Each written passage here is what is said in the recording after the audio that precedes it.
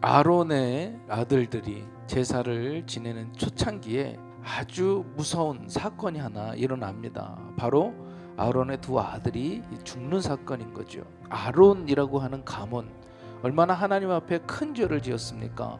이스라엘 백성들을 선동해서 송아지 우상을 세우는, 용서받지 못할 죄를 저질렀음에도 불구하고 하나님께서는 아론의 가문에 은혜를 주셔서 이제 제사장으로 세워 주신 거죠.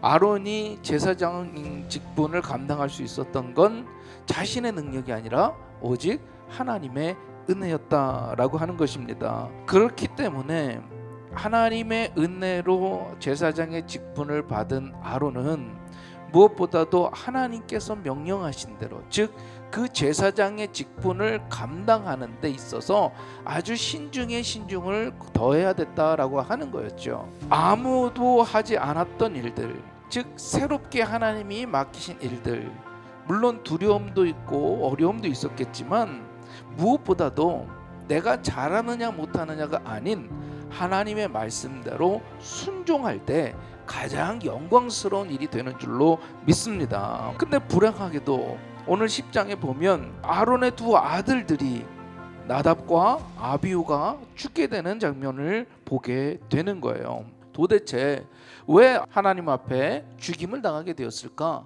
하나님께서 명령하신 불이 아닌 다른 불을 가져다가 제사를 지내려고 할 때 하나님의 불이 나와서 그들을 태운 것을 보게 되는 거예요. 하나님께서 처음 번제단에 불을 내려주시고 그 불을 계속해서 이어가면서 제사를 드려야 되고, 무엇보다도 제사장은 그 불을 지켜야 될 의무가 있었다라는 거예요.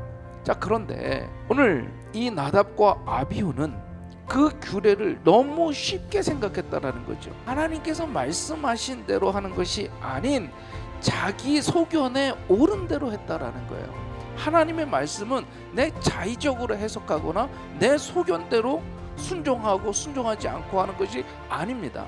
하나님의 말씀은 우리가 온전히 순종해야 될 줄로 믿습니다. 우리의 삶에도 마찬가지예요. 하나님께서 강력하게 때로는 우리를 치실 때가 있습니다.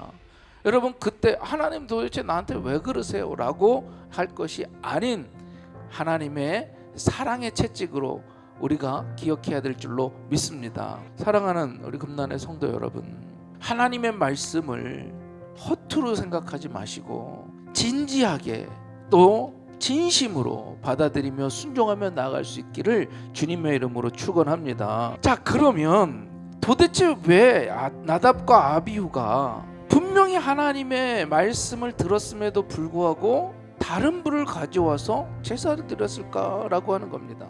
나답과 아비후가 죽은 이후에 하나님께서 아론에게 분명히 말씀하셨어요. 야, 너 제사를 들어가게 할 때, 성소에 들어갈 때 포도주나 복주를 마시지 마라. 다시 말하면 술 취하지 말라라고 말씀하신 거예요. 단순한 술을 먹지 말라라고 하는 것이 아닌 올바른 판단력을 가지라는 거예요.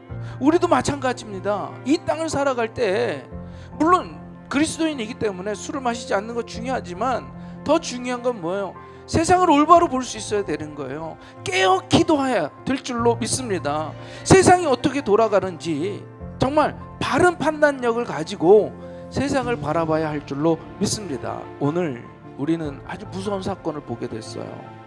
나답과 아비후가 하나님이 명하시지 않은 불을 가져다가 제사를 드리려다가 죽고 말았습니다. 그런데 그 배경이 술 취함에 올바른 판단력을 갖지 못하고 흐트러진 정신력에 기인하고 있다는 거죠.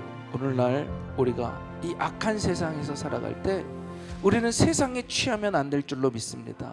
세상 쾌락에 취하면 안 될 줄로 믿습니다. 세상 사람들이 추구하는 그런 돈, 명예, 권력, 이런 세상 욕심에 취하면 안 될 줄로 믿습니다. 바라기는 우리 깨어 기도함으로 하나님의 말씀대로 온전히 순종하며 살아가는, 그래서 거룩한 하나님의 자녀로 살아가는 저와 여러분이 될 수 있기를 주님의 이름으로 축원합니다.